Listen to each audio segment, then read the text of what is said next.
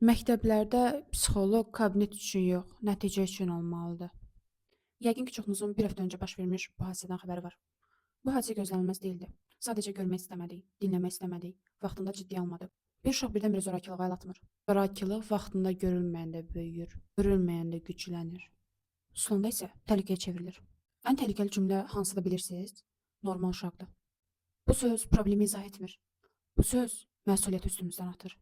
Uşaq sakitdirsə, hər şey qaydasındadır demək deyil. Bəzən ən ağır problemlər səs çıxarmır. Ən təhlükəli siqnallar isə məhz susqunluğun içində gizlənir.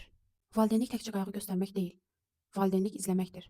Nə yediyini bilib, nə yaşadığını bilməmək boşluqdur. Məktəblər isə yalnız dərs keçirilən yer deyil. Əgər uşaq orada psixoloji olaraq görünmürsə, o mühit təhlükəsiz sayıla bilməz.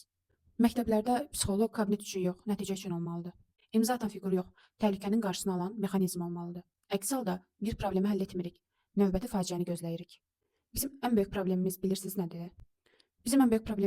nədir? Hadisə baş verəndə hamı danışır, paylaşır, qəzəblənir. Bir müddət sonra isə həyat davam edir. Bu yaddaşsızlıqdır, bu məsuliyyətsizlikdir. Uşağın əlində telefon varsa, sən onu tanıyırsan demək deyil.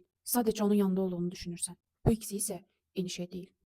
Bu video kimisə günahlandırmaq üçün deyil, kimisə qorxutmaq üçün də deyil. Bu video açıq bir xatırlatmadır. Çünki faciədən sonra ağla görünmək çox asandır, amma məsuliyyət həmişə faciədən əvvəl başlamağa məcburdur.